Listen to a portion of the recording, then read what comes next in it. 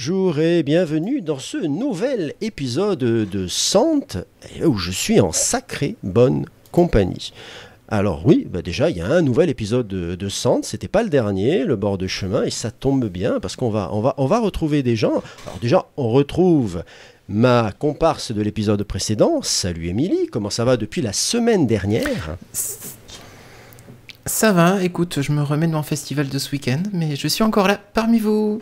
Voilà, écoute, moi je me remets... Et je crois que je ne suis pas toute seule. Mais non, tu n'es pas toute seule. On va voir s'ils ont tous quelque chose, s'ils se remettent tous de quelque chose. Moi, c'est ma sortie scolaire, donc chacun son truc. Et aujourd'hui, nous avons le plaisir d'être accompagnés par Aurélie. Comment ça va ? Ça va. Moi, je sors du pot de départ en retraite de ma collègue, donc ça va. Voilà, ok. Ça va être la thématique de la soirée. Et écoutez, nous avons également deux invités ce soir, et on n'a pas que, on a carrément tout un événement avec eux. Alors, pas de suspense, parce que au choix, chers auditeurs, auditrices, vous avez soit vu le titre du podcast, ou alors vous avez vu passer les annonces. Donc, je souhaite la bienvenue à Marie Soulier et Romain Bournel-Chapuzot. Bonsoir et bienvenue. Bonsoir. Bonsoir à tous. Et bonsoir. Voilà. Bon, Romain, ça va ? Ouais, ça va. Alors, tu vois, on se remet. Moi, c'est séjour scolaire de révision, plus week-end à l'étranger pour un concert. Plus là, je reviens d'1h15 de grillage, de merguez et de saucisses à la kermesse de l'école, à la fête de fin d'année de l'école. Ah, s'il te plaît. Voilà. S'il te plaît, soyons précis. C'est mieux que si on t'avait cueilli dans un bar, quoi. Exactement, à 2h du matin. Voilà. À 2h du matin. Vous chercherez la ref. Et oui, bien sûr. Alors là, il va être compliqué à trouver, mais ce n'est pas grave, car nous voici donc réunis pour parler de l'auberge espagnole pédagogique. Alors, on n'est pas réunis réellement au hasard. Derrière tout ça, il y a une petite souris qui avait très très envie d'amener cette idée, ce sujet. Et donc, pourquoi Aurélie ? Elle est vendue direct. Mais pourquoi pas ? Mais pourquoi pas ? Bon, vous vous doutez, Aurélie, c'est l'enthousiasme, je dirais, voilà. Imaginez en vice-versa, Aurélie, c'est enthousiasme. C'est-à-dire, elle est habillée en, je sais pas, tu te verrais en quoi ? En bleu, en rouge orange, un truc qui pète, qui donne envie. En orange fluo. Orange fluo, d'accord, écoute, je prends note pour changer ma garde-robe. Oui, très bien. Non, mais tu peux faire juste une touche. Et donc, écoutez... Non, mais rien, pardon, Sébastien, continue. On digresse. Non, mais c'est des bêtises, on digresse. Comme chez toi. Voilà. Bon, alors, on va se recentrer sur le sujet. L'auberge espagnole pédagogique. Marie, Romain, lequel de vous deux pourrait nous le présenter façon ascenseur ? Façon ascenseur, on va se passer le relais. Je pense qu'on sait assez bien faire ça. Comme vous voulez. L'auberge espagnole, donc, c'est un événement qui a lieu tous les ans. Toujours à la même date, c'est facile à retenir, c'est lors du week-end de Pentecôte. Le lieu peut changer, mais nous avons envisagé pour l'année prochaine le même lieu que cette année. Ça a eu lieu cette année à Paris. Et l'événement, c'est un événement de partage, n'est-ce pas, Romain ? Peut-être que tu peux poursuivre. Ouais. L'idée principale, c'est de faire en sorte que les gens qui sont intéressés, passionnés, curieux de pédagogie, quel qu'il soit, c'est-à-dire que ça peut être du premier degré, du second degré, ou même des formateurs, puissent se retrouver sur un temps donc on est sur le week-end de Pentecôte, là on fait à peu près 2 jours et demi, pour discuter sur pédagogie avec des thèmes qui vont être différents. Et avec une petite métaphore culinaire, puisque dans notre idée, alors comme tu l'as dit, Sébastien, il y a Marie et moi, mais il y a aussi d'autres personnes qui sont avec nous.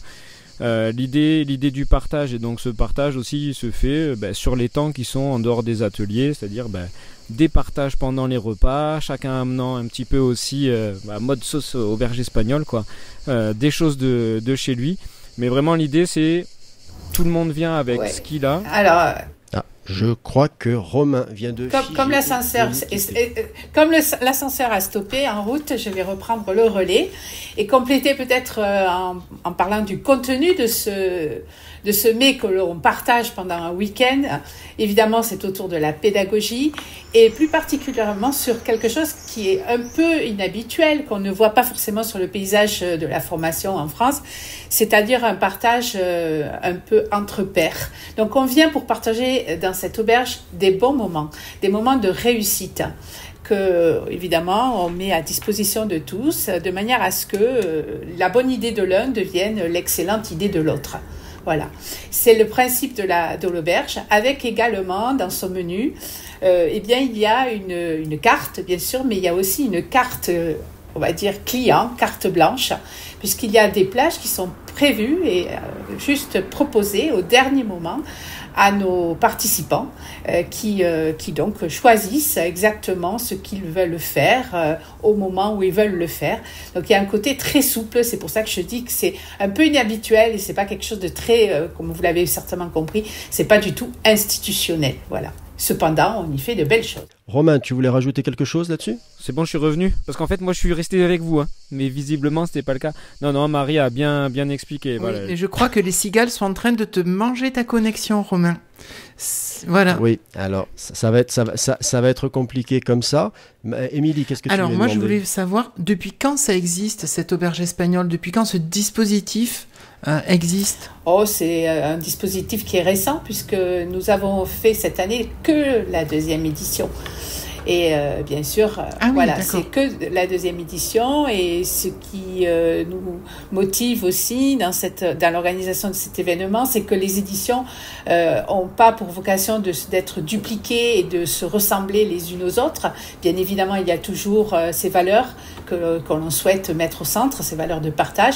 Mais après, en ce qui concerne le menu, eh bien, on fait en sorte qu'il varie au fil des éditions et pour l'année prochaine, on aura certainement de nouveaux sujets à traiter. On essaye évidemment de se caler aussi aux priorités, aux préoccupations des collègues qui viennent. Et comme je vous l'ai dit, c'est un menu ouvert. Forcément, tous les ans, c'est une édition différente. Et est-ce qu'il y a quand même des thèmes privilégiés sur l'auberge espagnole ? Est-ce que vous vous dites, par exemple, cette année, on aimerait plutôt parler de ça et que ça va être la porte d'entrée, quitte ensuite à ouvrir complètement les portes pour aller sur autre chose ? Ou est-ce que c'est vraiment d'entrée de jeu très ouvert, très éclectique et tout le monde va pouvoir proposer ses ateliers ? Alors absolument, oui, effectivement, il y a une thématique qui est liée d'ailleurs à cette métaphore culinaire puisque nous avons en fait dans cette auberge, une boîte à recettes. Voilà. Alors que la boîte à recettes, elle est physique, hein, c'est une vraie boîte et elle est virtuelle puisqu'on la duplique aussi. On est en train d'ailleurs de la dupliquer sur un site que nous sommes en train de construire. Et dans cette boîte, eh ben, il y a évidemment les temps forts du repas pédagogique. Hein, c'est-à-dire qu'il va y avoir la préparation de la séance, il va y avoir le dressage, il va y avoir évidemment le moment où on va faire le mets principal. Donc en fait, on a choisi les temps qui vont de la préparation du cours jusqu'à l'évaluation des élèves. Hein, et on les a déclinés donc en domaines, en thèmes, hein, puisque pour reprendre le terme que tu as annoncé, Émilie. Et à l'intérieur, eh bien, chacun apporte sa petite recette. Voilà. Donc, dans les temps que l'on retrouve à chaque édition, c'est des temps où les gens viennent avec cette idée qui peut être sur la préparation de cours, sur l'évaluation, sur la mise en activité des élèves. Voilà, il y a des thèmes très, très diversifiés et chacun rédige en fait une recette, soit seul, soit à plusieurs. Ça peut être à deux, ça peut être en groupe. Et c'est ça un peu notre fil rouge. Le but aussi, c'est de produire, hein, c'est-à-dire qu'on souhaite à un moment donné rendre visible et continuer ce partage à une plus grande échelle cette fois-ci. C'est pour ça que cette fameuse boîte à recettes qui est en train d'être éditée d'ici 2 ans, elle devrait être déjà pas mal achalandée, on va dire, et donc mise en lien sur les réseaux. D'accord. Moi, j'aurais aimé revenir un tout petit peu au début, parce que de ce que j'ai rapidement compris, derrière cette réunion, il y a une idée qui vient d'un autre événement que certains connaissent bien. à savoir que vous êtes les 5 qui vous êtes associés pour ça, vous vous êtes connus et vous avez passé du temps sur un autre événement. Est-ce que ça vient bien de Ludovia, cette réunion? Je pense que c'est un mix de deux choses. Il y a effectivement Ludovia, parce que c'est un lieu sur lequel on se retrouve depuis pas mal d'années. Mais il y avait aussi un autre événement qui était le CLIC, qui était le congrès des classes inversées, où il y avait justement aussi cet esprit de multitude d'ateliers qui étaient très divers, dans le sens où il y avait des enseignants qui venaient de partout. Donc c'est ces deux événements, et donc avec l'association Inversons la classe, où on était pas mal à être actifs, qui déjà nous ont permis de nous connaître, parce que c'était quand même ça à la base. L'idée, enfin Marie, je suis désolé, j'ai loupé 2 minutes, mais l'idée c'était aussi de trouver presque une excuse pour se retrouver, quoi. C'est-à-dire qu'à un moment, on a effectivement on a eu un petit manque, et on avait envie de continuer justement ce partage, parce que Marie, je suis sûr qu'elle est d'accord avec moi, mais voilà, on a tous bénéficié à un moment de l'apport de d'autres personnes qui ont partagé des pratiques, qui ont partagé des choses qu'ils ont pu tenter dans leur classe. Et en fait, l'idée, c'est de pouvoir aussi, nous, à notre échelle, pouvoir continuer à alimenter ces partages. Pas forcément nous qui partageons, mais créer un lieu où justement les personnes peuvent échanger entre elles. Et encore une fois, avec cette idée d'horizons divers, quoi. C'est-à-dire faire en sorte qu'on soit pas que dans de l'entre-soi, parce que c'est le meilleur moyen finalement pour rester toujours au même endroit, quoi. D'accord. Si je résume un peu, au départ, c'est l'envie de se retrouver entre vous, mais quand même pas trop, parce que sinon ça fait de l'entre-soi. Et plutôt que d'organiser, je dirais, un barbecue, pourquoi ne pas organiser un événement pédagogique international? L'idée quand même, le truc c'est que on se connaît tous, c'est vrai que ça fait un peu en mode, on a l'impression de pas trop se quitter, mais mine de rien on n'habite pas à côté les uns des autres, quoi. Donc effectivement c'était de joindre les deux choses, c'est-à-dire le plaisir de se retrouver et de rencontrer des gens, parce qu'il y a ça aussi, c'est que c'est aussi un lieu de rencontre. Il y avait des personnes qu'on connaissait pas, des personnes qui sont venues, je sais pas s'il a dit, mais des personnes du Canada qui étaient venues qu'on connaissait pas du tout, et c'est des rencontres qui sont, comment dirais-je, qui sont enrichissantes, parce que du coup on a des discussions sur des systèmes pédagogiques, sur des systèmes d'éducation qui sont complètement différents, et puis en même temps ça nous permet nous de nous voir, et puis ça nous permet aussi nous, enfin je sais pas toi Marie, mais de repartir en se disant oh putain, pardon pour le gros mot, là ce truc que j'ai vu, est-ce que j'essaierai pas de le faire en cours la semaine prochaine, ou de le mettre en pratique en classe, quoi.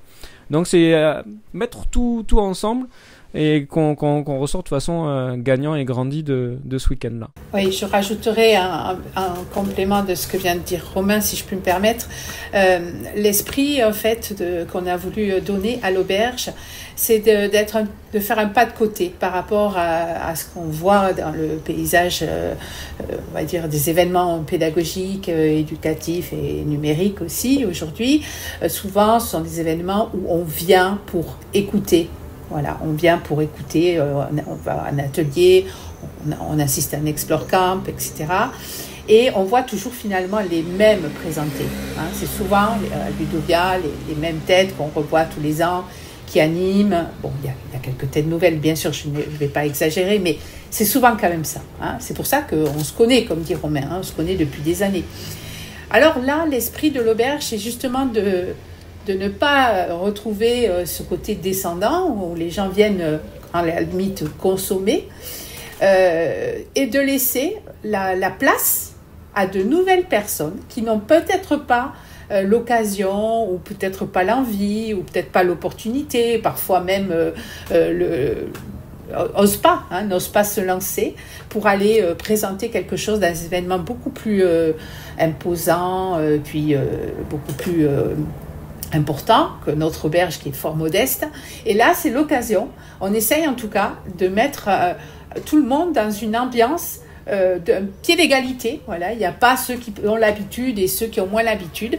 Tout le monde a sa place. Et c'est ça, moi, qui me charme beaucoup dans l'auberge, c'est qu'on mettre d'abord les gens à l'aise, partager, parce qu'on fait tous la même chose, on a tous le même métier. Alors certes, il y en a qui ont plus de lumière que d'autres pour des raisons X ou Y, mais là, c'est pas le cas. À l'auberge, tout le monde a sa place et tout le monde peut partager.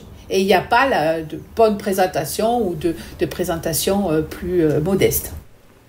En fait, juste pour continuer ou terminer sur ça, c'est vrai que là, clairement, les personnes sont venues et elles n'étaient pas forcément au courant, hein, plus qu'on allait proposer cette petite carte blanche là aux personnes qui étaient là de présenter ce qu'ils souhaitaient pendant une demi-heure.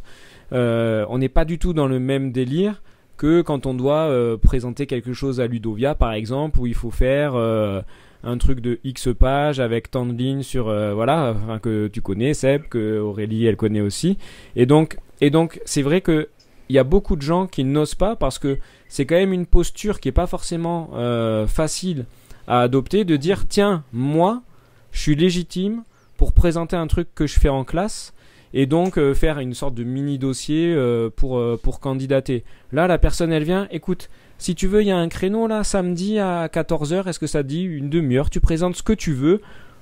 C'est même pas on te fait confiance, tu fais ce que tu veux et puis nous on va assister à ta présentation et puis après on pourra tous discuter. Je pense qu'il y a des personnes qui ont passé le pas plus facilement alors que dans d'autres contextes plus informels l'aurait peut-être pas passé, quoi. On est un petit peu sur quelque chose qui est la discussion entre collègues, Romain, ce que tu décris. Ouais. C'est limite les collègues qui se retrouvent autour d'un verre, autour d'un repas et puis qui vont échanger leur plaisir. Mais si tu veux, avec le truc en plus, c'est que avec tes collègues, il y a quand même il y a une vue un peu biaisée, c'est-à-dire que les collègues ils te connaissent, tu vois. Là, c'est vraiment le truc, t'es libre dans le sens où les personnes qui sont là, on n'est pas dans leur établissement, on les reverra peut-être que l'année prochaine. Oui. Et donc, si tu veux, je pense qu'il y a même pas cette peur du regard que tu pourrais avoir ou que des collègues pourraient avoir, tu vois, dans un même établissement, en mode, on l'a tous vu, des collègues qui vont être soit, pas jaloux, mais qui vont être un peu en mode sceptique ou qui peuvent être aigris parce que telle personne fait des trucs et bien vu, je sais pas quoi. Tu vois, là c'est vraiment très ouvert. Il y a zéro. Bon, en plus, on est quand même un public particulier, c'est-à-dire que les personnes qui sont là, c'est quand même des personnes qui viennent sur un week-end avec un jour férié sur Paris pour échanger. Donc, si tu veux, il y a quand même un climat. Bon, bienveillance, le mot il est peut-être des fois un peu galvaudé, mais en tout cas, il y a un climat d'ouverture et de non-jugement qui fait que en fait les personnes l'ont fait et je pense elles l'ont plutôt bien vécu, quoi. Ça a pas été, je pense pas que ça a été une source de stress, ou en tout cas si ça a été un stress, c'était un stress, une petite pression que les personnes se sont mises pour avec la volonté de faire bien. Mais si tu veux, toutes les personnes qui ont présenté, puis il faut dire ce qui est, Marie, je sais pas ce que t'en penses, Aurélie aussi, mais en plus on a vu des trucs qui étaient cool et qui mériteraient en plus justement d'être présentés dans des trucs comme Ludovia, comme Educatech, qui auraient leur place dans ce genre d'événement là.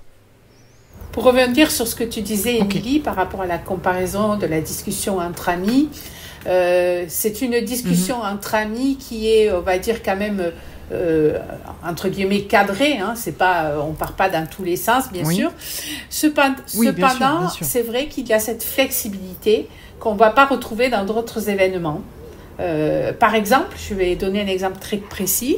Il y a une collègue qui est arrivée cette année qui a dit écoutez, moi, j'ai pas quelque chose à partager de très positif, puisque je suis en échec cette année face à une classe. Et ce que je vous propose, c'est de faire agir notre intelligence collective sur ma problématique. Donc, on lui a demandé d'écrire le problème qu'elle rencontrait avec une classe en particulier, de manière très objective. Et à partir de cet écrit, on a organisé un World Café. Et chaque groupe, évidemment, a cherché à bien sûr analyser d'abord le contexte et ensuite à apporter éventuellement des pistes, non pas des solutions, mais des pistes de réflexion. Ce regard neuf qu'ont porté les collègues, évidemment, sur quelque chose qui n'était pas dans leur habitude, c'est-à-dire ni le niveau, ni la discipline, etc., eh bien, ça a permis, et c'est ça que moi, je trouvais que c'était le meilleur moment cette année de l'auberge, ça a permis à cette collègue à repartir avec des idées. Et pour les autres, on n'a pas eu ce sentiment d'avoir travaillé pour rien et uniquement pour une seule personne, mais en fait, fait, parce que c'est un problème tout simplement de gestion de classe qui est, malheureusement, on n'est pas à l'abri de rencontrer ce type de problème, quel que soit le niveau où on enseigne. Donc, vous voyez, l'auberge a cette flexibilité. C'est pas, effectivement, il y a un cadre. D'ailleurs, je suis là souvent pour rappeler à l'ordre et régler le problème. Voilà, le mauvais rôle de celle qui rappelle le temps et puis l'organisation quand même, le déroulé. Cependant, on a quand même cette souplesse et je crois qu'on peut le faire parce qu'on est dans une dimension humaine. C'est-à-dire qu'on a la gestion d'un petit groupe d'une 30aine de personnes cette année.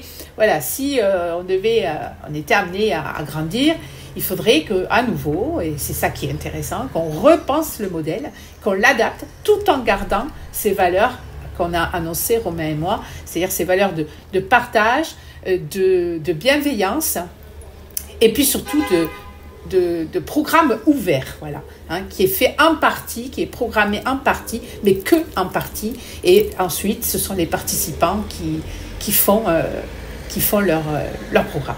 Et alors, tu viens d'aborder le sujet de l'organisation, justement. Comment est-ce que vous êtes parvenu à organiser ça ? Parce que bon, je veux bien on ait une bonne idée, mais des bonnes idées, on en a, des tas de personnes en ont. Comment on réussit quand même à la finaliser ?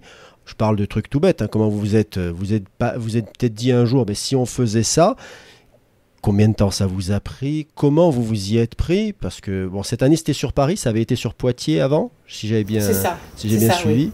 Donc, comment vous avez pu démarrer pour que ça se passe aussi bien ? Disons que je vais commencer, puis Romain, tu vas... Vas-y, je dirais que c'est un événement qui est très léger à organiser, puisque cet événement est basé sur d'abord le volontariat, la bonne volonté des gens. On n'a pas de financement, on ne peut pas malheureusement les aider. Donc, tout ce qui est transport, hébergement, les participants se gèrent. L'événement, bien sûr, est gratuit et le seul enjeu, c'est de trouver une salle gratuite. Voilà. Qu'on nous mette à disposition. D'accord. Et pour ça, on va dire que dans le groupe, chacun a ses contacts et on a quelqu'un qui connaît pas mal de choses sur Paris. Donc, on arrive finalement à trouver une salle finalement assez facilement. Après, en ce qui concerne l'organisation, je vais laisser Romain continuer puisque c'est un spécialiste, n'est-ce pas, de l'organisation du dernier moment. Tout à fait, mais c'est toujours là qu'on est les meilleurs. Le gestionnaire de l'urgence. C'est ça, ouais. Non, mais voilà. Comme l'a dit Marie, en fait, il y a un truc auquel on est attaché, c'est l'ambiance qui règne lors de l'auberge. Et donc, forcément, ça implique un cadre, notamment, c'est le cadre du nombre de personnes. On n'a aucunement vocation à faire un truc à 800 personnes. On n'aurait pas les reins pour le faire, on n'en a pas envie. Donc, de toute façon, la taille, elle restera toujours à taille humaine. Alors, là où la question sur l'organisation, il y a plusieurs thématiques. C'est vrai que la thématique lieu, parce que le lieu, c'est pas juste trouver une salle, mais trouver une salle où on puisse quand même rester toute la journée sur le week-end de Pentecôte, où on puisse manger dans la salle, parce que l'idée c'est que le midi on mange ensemble, parce que du coup ça permet de continuer aussi les discussions, etc. Pas toujours évident. Poitiers, ça avait été fait parce qu'on avait pu contact grâce à Marie. Là c'était sur Paris, et je pense que le lieu, on verra ce que ça donne, mais on était, et puis je sais pas ce qu'en a pensé Aurélie, mais on était plutôt bien. Donc on sait que normalement pour l'année prochaine déjà cette partie-là, c'est une partie qui est peut-être pas réglée, mais en tout cas qui devrait moins poser de problème que cette année. Après, il y a la partie programme, organisation, et là, c'est vrai que là où c'est compliqué, c'est que comme vous, quand vous faites quand tu fais le podcast, etc., on fait ça en plus de tout le reste, quoi. C'est-à-dire qu'on fait ça en plus de notre travail, on fait ça en plus de notre...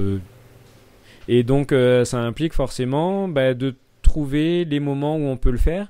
Et en plus, encore une fois, on a une structure, c'est un truc bête, mais c'est vrai que On a monté une association parce que quand on demande une salle, il faut qu'il y ait quand même une entité juridique. Et l'association, dans cet esprit-là, on n'a pas de conseil d'administration. C'est qu'on a un conseil collégial. C'est-à-dire que les voix des membres du conseil collégial ont toutes le même poids. On n'a pas un président ou une présidente et puis un conseil d'administration. Donc l'idée, c'est d'essayer d'arriver à faire en sorte qu'on puisse tous participer à la construction de l'événement avec nos disponibilités en termes de temps pour se voir ou pour avancer. Donc c'est pas toujours ultra évident parce que forcément on n'est pas toujours dispo au même moment, mais au final je pense que cette année ça a bien fonctionné encore une fois. Bon, on est sur la 2e édition, l'idée c'est de à chaque fois s'améliorer dans l'organisation, que ce soit dans la communication, parce que c'est vrai qu'il y a quand même un truc quand on regarde un peu de l'extérieur, c'est que on a très peu communiqué sur le contenu. Donc c'est vrai que les gens qui s'inscrivent, c'est un peu des aventuriers de la pédagogie, quoi. C'est-à-dire qu'ils s'inscrivent à un événement, ils savent vaguement un peu qui il peut y avoir, mais ils savent pas forcément ce qui va s'y passer, etc. Donc là maintenant, un des points, ça va être justement de travailler sur ça, de communiquer sur ce qu'on peut y faire. Il y a la partie contenu, parce que une des choses dans lesquelles on n'a pas envie de tomber, c'est de refaire systématiquement la même chose, parce que les gens, ok, ils vont le faire une fois, 2 fois, puis après il va y avoir une lassitude qui risque de s'installer. Donc voilà, l'idée c'est d'essayer de se renouveler et de faire en sorte que année après année, on puisse proposer quelque chose de neuf. Là, c'est vrai que cette année, une des volontés, c'était vraiment davantage d'impliquer les gens qui ont participé à l'auberge. Donc il y a eu les ateliers pour les personnes qui venaient. On a pas mal travaillé aussi sur le retour des personnes par rapport à comment s'est passé le week-end pour eux. Là, on va les revoir dans 2 jours parce qu'on va faire un petit point avec ceux qui ont envie d'échanger avec nous, qui veulent venir filer un coup de main pour l'organisation. Parce que nous, on a notre ressenti, mais on aimerait avoir le leur aussi. Et puis, on a mis en place, mais c'est Marie qui nous a fait ça. On va sur un planning vraiment un peu plus cadré sur l'année pour faire en sorte que l'année prochaine, justement, on soit bien carré sur les temps au niveau de l'organisation. Donc voilà, ça se fait. On le fait tous en s'investissant comme on peut.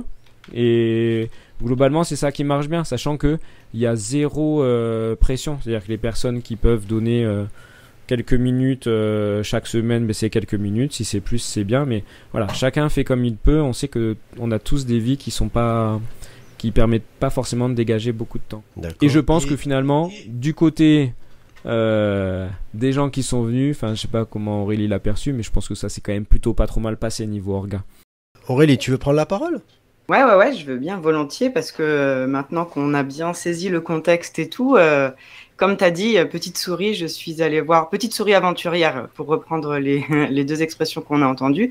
Je me suis glissée dans cette auberge pour aller voir un petit peu ce qui s'y passait. Et du coup, j'avais un petit fun fact, un petit clin d'œil sur podcast Nipédu qui commence tous ses podcasts par le fun fact de la rédac.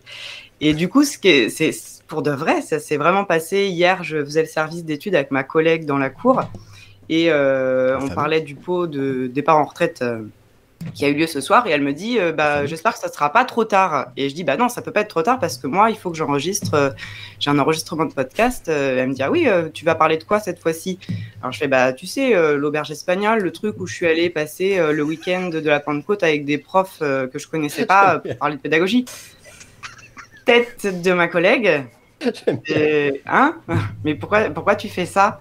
Donc je me dis vraiment en fait il faut vraiment expliquer parce que sinon les gens ils savent pas trop ce qui se passe dans les trucs comme ça. Donc du coup je vous ai fait un petit top 3. Moi j'aime bien les listes, les to-do listes, les machins, j'aime bien les top 3. Donc top 3 des trucs que j'ai vraiment apprécié, que j'ai vraiment découvert. Le premier, le truc qui m'a le plus marqué, c'est que pour une fois je me suis retrouvée avec des collègues du secondaire. Donc moi, je suis en CE1, donc je n'ai jamais l'occasion de parler avec des collègues du secondaire, puisque ça, c'est réservé à mes collègues de CM1, CM2 qui font leurs réunions. Et moi, jamais, en fait, jamais. Et là, c'était nouveau monde. Ça, pour moi, c'était l'aventure, de parler avec des gens qui ne sont pas de mon milieu tout de suite quotidien. Donc ça, j'ai vraiment beaucoup aimé et me rendre compte surtout que les problématiques que j'avais, en fait, ils les ont aussi. Hein, c'est voilà, sans surprise, j'ai retrouvé pas mal de choses en discutant. Et ce qui était aussi rigolo, c'est de se rendre compte qu'à chaque fois qu'un intervenant présentait son atelier, je regardais les gens, et il y avait toujours un petit moment où les gens se mettaient dans leur bulle en se disant comment est-ce que ça me parle dans mon contexte à moi? Tu vois, comment est-ce que je peux m'approprier ce qui vient d'être dit? Est-ce que ça résonne? Est-ce que ça résonne pas? Et c'était assez rigolo parce que ça s'est fait quasiment tout le temps, tu vois. Ah, ça, c'est pas mal, je peux le prendre. Ou ça, ouais, non, ça, c'est trop éloigné, je vois pas. Ou ça, c'est en anglais. Ben oui, mais c'est en anglais. Mais comment je peux faire, moi, pour, avec mes petits CE1, l'adapter? Donc ça, c'est vraiment un côté que j'ai bien aimé. Alors après, si j'arrive à descendre ma souris pour la suite de mon intervention. Oui, mais oui, la philosophie dont vous avez parlé, Romain et Marie, le fait de tout le monde met la main à la pâte, quoi. On n'est pas, comme vous avez dit, on n'est pas juste assis sur une chaise comme en animation pédagogique à attendre qu'on nous que le temps passe. Des informations. Et ouais. Et donc ce partage, ces échanges, moi j'ai beaucoup aimé l'atelier sur le sketchnoting. De toute façon, Sébastien, tu m'avais dit que j'allais rencontrer Cathy Lupin et j'étais très contente d'avoir son retour. Et voilà, c'est un truc que j'ai découvert qui me plaisait bien, et le fait de le vivre en direct et de le faire vraiment, et pas juste de regarder des posts sur les réseaux sociaux, de le vivre vraiment, ça c'était très chouette. Et le troisième truc qui m'a beaucoup plu, mais ça c'est vraiment sans aucune surprise, c'est le fait de rencontrer les gens pour de vrai. En fait, moi, je passe beaucoup de temps sur les réseaux sociaux à communiquer, à suivre des gens dont j'admire le travail et tout. Et là, il y a une grande partie des gens qui sont venus à l'auberge que je suivais déjà sur les réseaux. Et moi, le but ultime de la vie, c'est de rencontrer les gens pour de vrai, d'échanger pour de vrai, d'avoir des vrais échanges passionnants. Et ces 3 jours, moi je suis restée les 3 jours, forcément je suis sur place, donc c'était plus facile aussi sur Paris. Mais ouais, j'ai vraiment cette impression d'avoir passé 3 jours à connaître de nouvelles personnes pour de vrai. Et pas juste derrière les réseaux, juste derrière les écrans. Mais c'est comme ce qui se passe à Ludovia. Voilà, moi j'étais complètement le public cible en fait, hein, vraiment. Tout petit peu. Mais tu vois, j'aurais été encore en classe, c'est le genre de dispositif qui m'aurait plu aussi. Il y a peut-être un truc, tu vois, par rapport à Ludovia. Et Ludovia, enfin, je veux dire, Marie et moi, on peut pas trouver beaucoup plus de représentants plus fans de Ludovia. Il y a un truc peut-être plus simple par rapport à Ludovia sur les échanges, c'est la taille de l'événement. C'est-à-dire que Ludovia, il y a beaucoup de monde. Et en fait, Ludovia, moi, je me souviens de la première fois où j'y suis allé, il y a un truc, c'est qu'en fait, on peut presque à un moment se sentir exclu, dans le sens où il y a beaucoup de groupes de gens qui se connaissent, qui se retrouvent très souvent. Et c'est vrai que le premier abord, c'est un peu de se dire « Wow, sérieux, ils habitent à 500 bornes les uns des autres. En fait, ils se tombent dans les bras. Qu'est-ce qui se passe? L'année d'après, tu fais pareil. » Mais la première fois, ça peut faire un peu bizarre et ça pourrait presque être un petit peu rebutant, quoi. Là, l'avantage, c'est que on est moins nombreux, on est tous au même endroit. Et donc, les échanges sont peut-être un petit peu plus rapides, justement, que dans un événement comme Ludovia. Et encore une fois, on kiffe Ludovia. Oui, non, mais il n'y a pas de souci. C'est un point de comparaison. Oui. Ouais. Marie, je sais pas ce que t'en penses. Très bonne pub de la part d'Aurélie. On garde le truc enregistré, on le ressort l'année prochaine pour la campagne. Hein. Oui, effectivement. C'était un bel esprit je trouve que ce que tu as dit, Aurélie, d'abord, je te remercie, mais c'est vrai que ça donne bien en 3 points, c'est très synthétique et ça reflète bien l'esprit en fait de cette auberge, clairement. Ouais. Alors justement, parce que oui, non, juste pour peut-être redire quelque chose par rapport à la remarque d'Émilie qui disait ça m'aurait bien plu si j'avais été en classe. L'objectif aussi de l'auberge, c'est d'attirer des gens qui ne sont plus en classe. Qui sont par exemple, elle n'avait pas pu venir, mais il y avait une directrice de CFA, des gens qui sont véritablement, vraiment lancés dans la formation. Et en fait, la problématique de la formation ou la problématique de l'enseignement, ce sont des domaines qui sont très très proches et on a beaucoup à apprendre des uns des autres. Bon, moi, j'ai la chance de faire maintenant les deux. d'avoir les deux. Mais c'est pas un événement qui est exclusivement réservé aux enseignants. On pourrait imaginer pouvoir aussi à l'auberge voir des participants de la vie scolaire ou du périscolaire, voilà, voire même des parents d'élèves. Moi, ça m'intéresserait d'ailleurs d'avoir un profil, pas simplement prof-parent, mais vraiment des parents d'élèves qui ne sont pas du tout dans le métier. Peut-être que ce sera quelque chose qu'on va essayer de creuser pour l'année prochaine.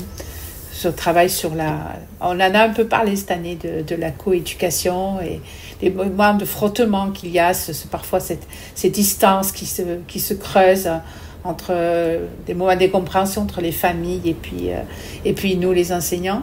Donc il y a peut-être quelque chose à faire. Et l'esprit de l'auberge peut-être pourrait être un lieu où on pourrait effectivement traiter ces sujets-là. Est-ce que vous faites une sélection justement, parce qu'on en parle depuis un petit moment, ça reste un petit effectif, etc. Est-ce qu'il y a une sélection ? Non. C'est clairement pas l'esprit. Non, mais justement, si tu veux, ça pourrait, si tu veux vraiment regarder un événement de petite taille. Alors, la discussion, enfin, c'est vrai qu'on l'a eu nous deux avec Marie, on l'a eu aussi avec les autres personnes qui sont dans l'orga. On sait que il y a une taille au-dessus de laquelle on souhaite pas nécessairement aller, enfin, un nombre de personnes au-delà duquel on n'a pas envie d'aller parce que moi, par exemple, j'étais à l'organisation du CLIC, là, le congrès des classes inversées. C'était quand même une machine d'organisation où il y avait, en termes de ressources humaines, on était il y avait aucune comparaison possible. Donc, on sait que de toute façon, nous, on a une charge de travail qu'on ne pourra pas dépasser parce qu'on n'a pas du tout la vocation à grandir. Quand Marie disait qu'on n'avait pas de financement, nous, alors, il y a une petite cotisation qu'on demande. En gros, c'est pour pouvoir payer l'assurance. Grosso modo, ça correspond à ça. Mais on n'a pas du tout vocation à engager des gens, etc. Parce que de toute façon, on sait qu'on ne pourrait pas l'assumer derrière en termes de temps de travail. Donc, on sait que si jamais un jour, ça devait un petit peu gonfler, en fait, c'est pas qu'on sélectionnerait, c'est que premier arrivé, premier servi, mais parce qu'on n'a pas envie de tomber dans le truc d'un comité scientifique où il y aurait une candidature à faire. Ce serait complètement à l'opposé justement de ce qu'on essaye de faire et ce qu'on a fait cette année. Et avec en plus le truc de se dire que cette année, les gens sont arrivés, se sont mis sur un créneau, on savait pas, on les connaissait pas nécessairement, on savait pas ce qu'elles allaient présenter et on n'a pas été déçus.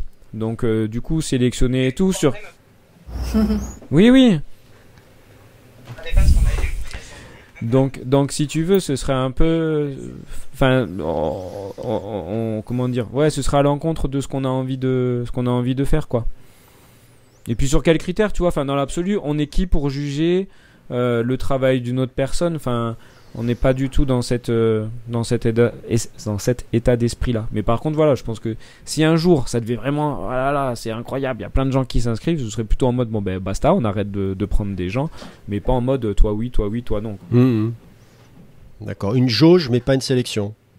Oui, la jauge sera de toute façon dictée par la salle. Ça, c'est évident. C'est pour ça qu'il va falloir anticiper. On anticipe toujours et on l'a pas aussi bien fait cette année, mais il faudra qu'on soit meilleur l'année prochaine.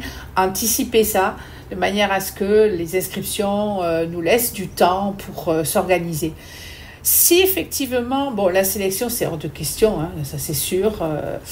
La jauge, oui, si effectivement on a ce problème de salle.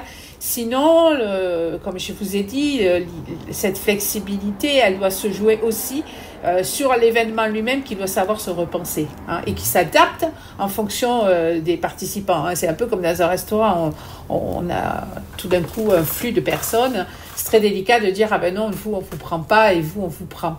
Donc je pense que la flexibilité, on l'aurait si on n'imagine pas une seule auberge, mais plutôt un village d'auberges. C'est-à-dire que plutôt que d'organiser une grande auberge, il y aurait peut-être plusieurs aubergistes qui seraient là et qu'à un moment donné, effectivement, ces auberges se réunissent, qu'il y aurait un temps commun. Mais je pense que c'est plus dans le sens de multiplication, de duplication, avec justement, comme ça serait des auberges indépendantes avec certainement des choses différentes qui seraient faites en même temps, mais moi je ne me vois pas du tout exclure les gens. Je préférerais essayer de m'adapter, quitte à trouver une salle, si on n'en trouve pas, le faire à l'extérieur. Hein. Il y en a bien qui font des classes dehors, donc on peut faire des auberges espagnoles en pleine nature. Hein. Pourquoi pas. En tout cas, je suis sûre qu'on trouverait des solutions, hein, ça c'est clair. On ne manque pas entre nous là, de créativité, d'inspiration. Voilà. Il n'y a pas trop de barrières. Ouais. Non. Et alors, justement, on en tourne un petit peu. Vous avez déjà des idées pour la prochaine ? Oui, enfin, l'idée d'abord, c'est de savoir exactement ce que les autres ont comme idée. C'est ça le risque. En fait, c'est d'essayer de rester sur cette idée de partage, y compris dans la projection de l'année suivante. De s'interdire parfois d'avoir des idées pour laisser la place aux idées des autres. Voilà, c'est ce que je voudrais dire par rapport à l'esprit de la réunion qu'on va faire jeudi, c'est de se mettre à l'écoute. Bien sûr, des idées, on en a, forcément, mais d'ouvrir les possibles avec les participants de cette année qui ont vécu quelque chose et qui ont très certainement leur mot à dire sur ce qu'on pourrait proposer l'année prochaine. Ouais, en fait, cet événement, si tu veux, il ne nous appartient pas, quoi. C'est-à-dire que c'est pas l'événement de Marie, moi, les autres personnes qui sont dessus. Nous, ce qu'on veut vraiment, c'est que cet événement, il soit à tous ceux qui participent. Et donc, c'est vrai que nous, on a notre ressenti, c'est-à-dire qu'effectivement, tout à l'heure, Marie, elle parlait de l'atelier qui s'est produit par rapport à la collègue qui avait une situation qui était compliquée et que nous, on a kiffé, quoi, parce que c'est vrai que encore une fois, on s'est retrouvés, t'étais avec un prof de techno, une prof des écoles, un prof de physique à réfléchir sur le truc pour un cours d'anglais, quoi, tu vois. Dans la vie de tous les jours, c'est quand même le truc qui arrive assez rarement, quoi. Et donc, nous, on a kiffé. Peut-être que c'est pas le cas de tout le monde. Mais voilà, d'essayer de se dire, ben voilà, vous, qu'est-ce que vous avez aimé ? Nous, on sait ce qu'on a apprécié. On sait ce qu'on a envie de changer aussi parce qu'on trouve que c'est peut-être pas le truc qui était le plus efficace ou quoi. Et puis, il faut se renouveler.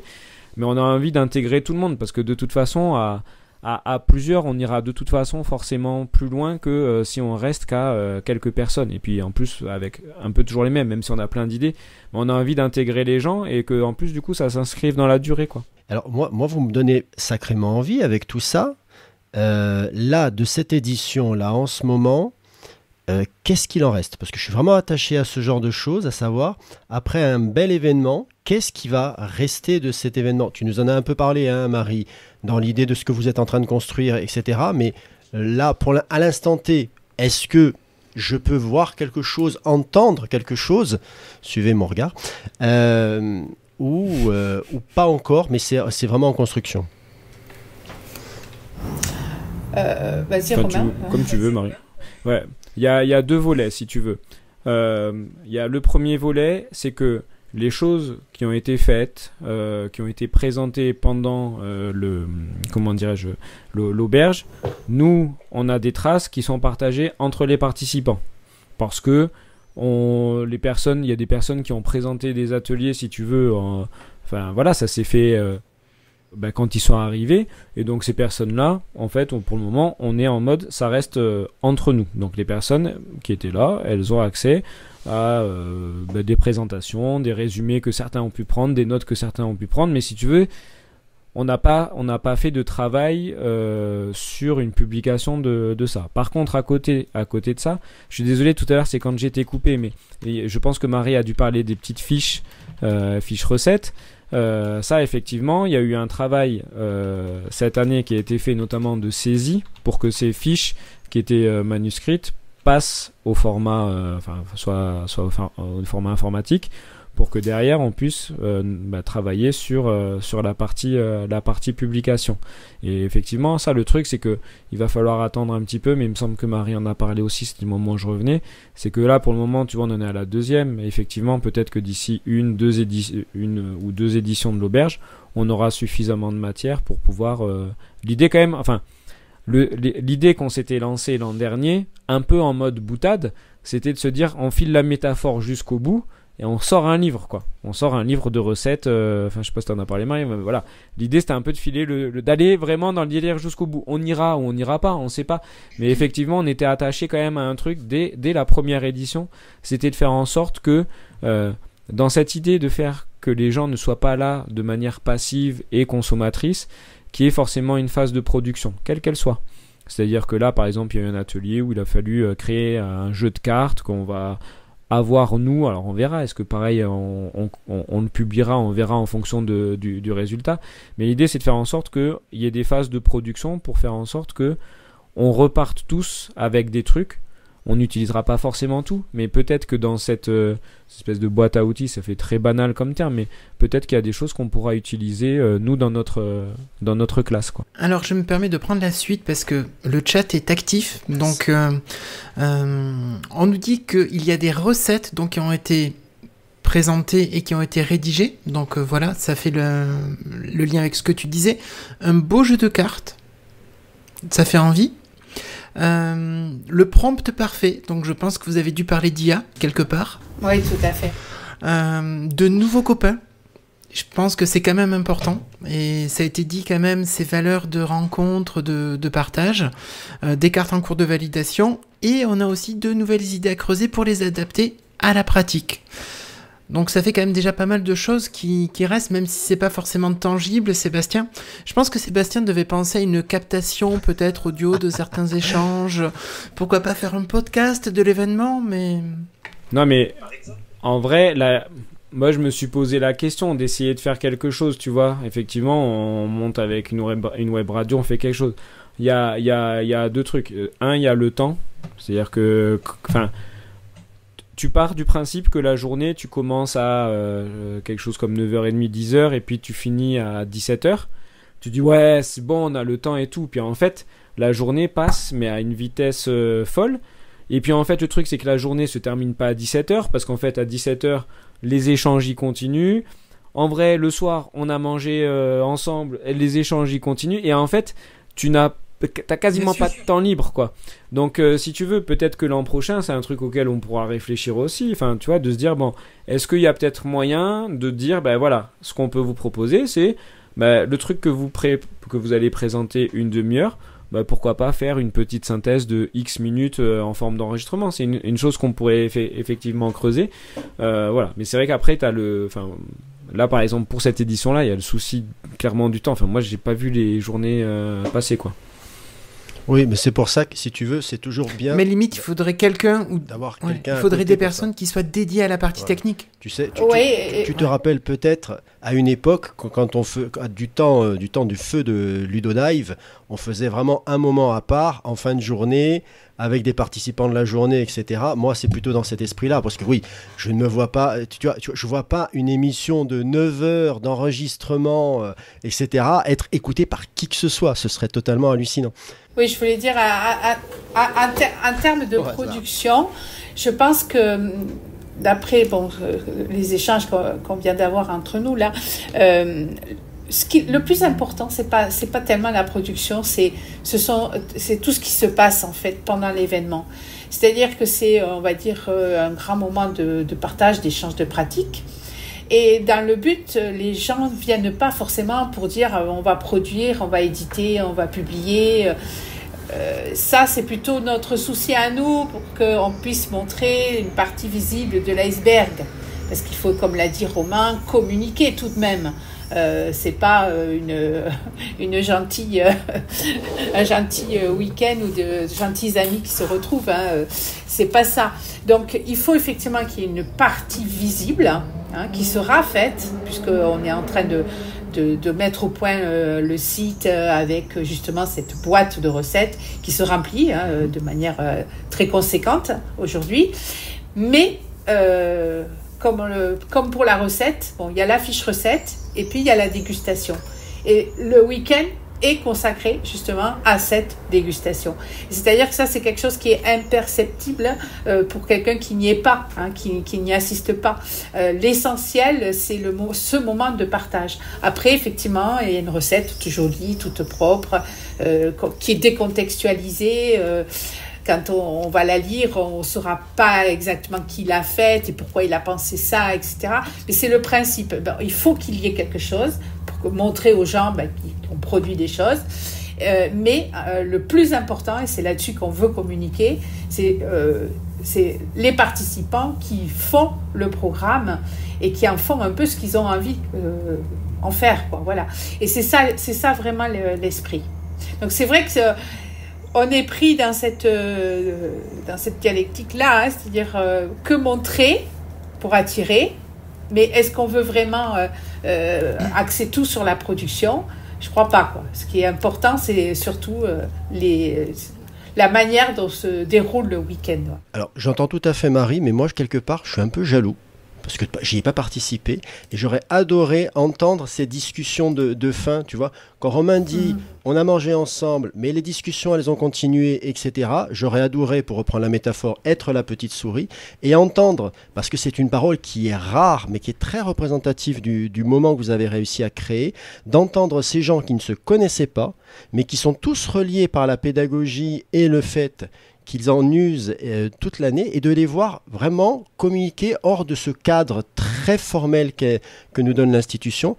Tu vois, c'est vraiment oui, c'est le cadre du reportage, si tu veux, c'est vraiment ce truc-là. Pas forcément pour aller vers la production de quelque chose de très fini, voilà, mais vraiment, voilà, tu vois, sans parler d'interview, simplement prendre un micro, dire, tenez le nez à machin et dire, bah oui, tu vois, moi, l'atelier d'aujourd'hui, c'était super parce que là, j'ai trouvé un truc, mais c'est génial. Ah bah ouais, c'est bien que tu me le dises maintenant parce que vraiment, moi aussi, j'étais sur le même cadre alors qu'on n'a pas du tout le même public. Moi, je suis en CE1, je vous rencontre jamais. C'est fou de se dire que vous n'utilisez pas ça, alors que moi, c'est mon truc de tous les jours. Voilà, c'est moi, sincèrement, moi, si je vais encore dans les événements style Educatech, style Ludovia, c'est parce qu'il y a ces petits moments où on se rend compte que, en fait, on est tous des pédagogues, quoi. On réfléchit là-dessus, on se prend la tête là-dessus, et on a tous une petite pierre. Et voilà, moi, c'est vraiment que pour ça. Hein. C'est vraiment pas pour une idée d'un produit formaté. Écoute, l'année prochaine, on apporte la valise web radio, tu viens, et puis on fait ce petit temps en fin de journée. Mais non, mais c'est vrai, ça peut être très, très, très, très sympa, je suis d'accord. Mais écoute, on verra ça, on revient sur votre événement plus tôt, parce que je pense qu'on n'a pas fini sur les questions encore. Parce moi, il y avait une question quand même que je me posais, parce qu'il y a 2 personnes qui devaient venir du Canada, et il y en a une seule en définitive qui est venue. Comment ? Ce sont des gens que vous connaissez, qui étaient intéressés, ou c'est vraiment simplement le fait de se dire, tiens, il y a un truc particulier en France qui est arrivé? Ah oui, c'est des connaissances. Hein. Les deux, c'est des gens, c'est des amis hein, que je connais depuis longtemps maintenant. Il y en a une, elle participe à tous les événements en France. Elle adore la France et dès qu'elle peut, elle vient pour Ludovia, pour Ludovia Belgique. Enfin, elle fait beaucoup de Ludovia et dès qu'elle peut, elle est là parmi nous. Elle aime beaucoup ça, partager son expérience et nous, on aime beaucoup l'écouter parce que en dehors du fait qu'elle a un accent absolument charmant. Ce qui est intéressant, c'est de voir, de confronter nos regards, voilà, de confronter nos regards sans vouloir se comparer, sans ayant ce réflexe de se dire ah ben oui mais eux ils font ça ou ah ben nous on fait mieux ou nous on fait différent. C'est pas ça l'idée. L'idée c'est véritablement de se dire bah oui ils prennent un chemin, nous on en prend un autre. Parfois on se croise. Parfois on s'éloigne et cette différence fait que ça enrichit la singularité de chacun, voilà, et c'est ce qui nous intéresse dans ces rencontres avec ces amis qui viennent parfois effectivement de loin, mais sans pour autant voilà, ils viennent aussi dans le même esprit. Voilà, c'est de venir, d'apporter quelque chose et de repartir avec quelque chose aussi. Aurélie, Émilie, quelque chose à rajouter peut-être ? Bon, comment veux-tu qu'on passe après ça Mais il faut toujours essayer de passer après, tu sais. C'est comme ça. La souris, elle se faufile, Aurélie. Non, mais écoutez, est-ce qu'il y a quelque chose que je ne vous ai pas demandé, qu'Aurélie, Émilie n'a pas demandé, que vous vouliez nous dire sur votre édition, sur celle-ci ou sur la prochaine? Peut-être dire qu'effectivement, Romain l'a souligné, c'est derrière nos 2 personnes, il y a toute une équipe. Il y a les 30 participants, 35 je crois en tout, de cette année. Ce qu'on n'a pas dit peut-être, c'est on a parlé beaucoup de flexibilité. La flexibilité, elle est aussi sur le format, c'est-à-dire qu'on n'est pas obligé de venir 3 jours, on peut venir qu'une demi-journée. On vient, on rentre, on voit de la lumière, on échange, puis on a d'autres choses à faire pendant le week-end, on repart, voilà. Ça, c'est très important. Il y a juste un risque quand même pour les personnes qui viennent comme ça pour une journée, c'est qu'il y en a qui sont venus pour une journée et qui sont revenus le lendemain quand même. C'est un peu c'est un risque à prendre, voilà. Ouais. Mais effectivement, la flexibilité, elle est aussi dans ce côté un peu open bar où on vient quand on veut, parce qu'on sait que les gens, quand ils viennent, c'est un effort de venir sur Paris, que c'est un week-end long et que des fois, on a aussi envie de profiter, on a envie de profiter avec sa famille. Et donc, de pouvoir arriver à mixer les deux, de se dire, tiens, je vais faire une journée à l'auberge et puis 2 jours à passer avec la famille. C'est des choses qui se font. Je suis monté à Poitiers en famille l'année dernière, hein, mais famille, en plus, mes parents, enfin voilà, c'était de mixer les deux, quoi. Oui, c'est vrai que c'est une sacrée fierté, tu as raison Romain de le souligner, de savoir que les gens viennent pour une demi-journée et finalement restent 2 jours. On passe à quelqu'un en particulier qui se reconnaîtra, et c'est vrai que ça fait plaisir, quoi. Voilà, ça veut dire que les gens se sentent bien dans cette auberge. Ouais, c'est une belle appréciation quand même dans ce genre-là. Bon, écoutez, je crois que nous allons nous arrêter là. Un grand merci à vous deux d'avoir pris du temps pour nous, d'être venus nous parler de ce beau projet. Et qu'est-ce qui... Sébastien, peut-être une petite chose. Où est-ce qu'on peut retrouver les infos? Parce que depuis tout à l'heure, vous parlez de site web. Est-ce qu'il y a déjà quelque chose ou pas encore? Oui, il y a un site web qui est en construction, mais il y a effectivement un Geniali sur lequel nous avons beaucoup communiqué. Enfin, c'est Romain surtout parce qu'il était chargé de la com cette année. Il a été hyper actif. Donc, c'est un site qu'on va peut-être vous partager. Hein. C'est un Geniali pour l'instant. Ça sera quelque chose d'un petit peu plus pro dans quelques semaines, ou peut-être à la rentrée. Mais en tout cas, il y a Je peux faire le podcasteur Excuse-moi, parce qu'ils le disent à chaque fois. On vous les mettra dans les notes de l'émission. Ouais.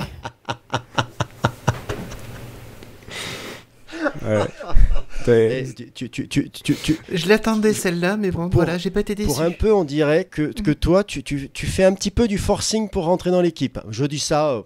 Oh non, certainement pas. Je pense que tu es déjà très très bien entouré, je me permettrai pas. Non, mais par contre, effectivement, il y a un Geniali, il y a un lien court. C'est link.infini.fr/AEP, mais voilà, on le remettra. Et ensuite, il y a un site qui est effectivement en construction, qui sera normalement plutôt facile d'accès puisque c'est une adresse, on a un nom de domaine, voilà. Et après, effectivement, alors c'est un peu le biais qu'on a, c'est que effectivement, il y a un peu le côté com où c'est vrai que j'ai beaucoup posté.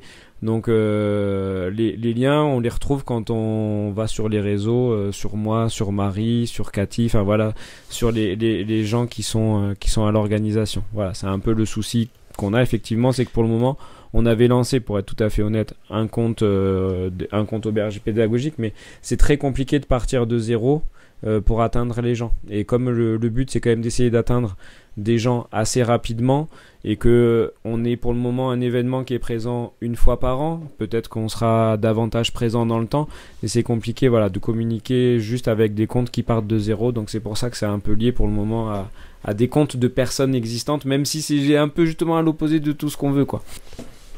Mais justement, Romain, tu nous dis que tu cherches à communiquer avec les gens, mais si les gens veulent communiquer avec toi, comment ils font pour te contacter? Ils tapent Romain Bourdel Chapuzot parce que du coup je suis quoi, sur LinkedIn, sur Twitter, parce que je suis un vieux, je dis encore Twitter, sur Blue Sky, voilà, je suis pas très très présent sur beaucoup de plateformes. Il y a Marie, toi Marie, tes pseudos, je me souviens plus. En fait, Marie Soulier, je pense. Sur Google, on tape Marie Soulier, on trouve, ouais. Ouais. Okay. Voilà. Ok. Bon, après, on mettra les liens vers vos réseaux dans les notes de l'émission. Les notes de l'émission. Sébastien, t'as du travail pour les notes de l'émission. Oh non, ça va, on a connu pire. Hein. En tout cas, je renouvelle mes remerciements et je vous dirai, écoutez, il ne me reste plus qu'à lancer le générique de fin. À bientôt. Merci. Merci à vous. Merci à Aurélie. Salut. Au revoir.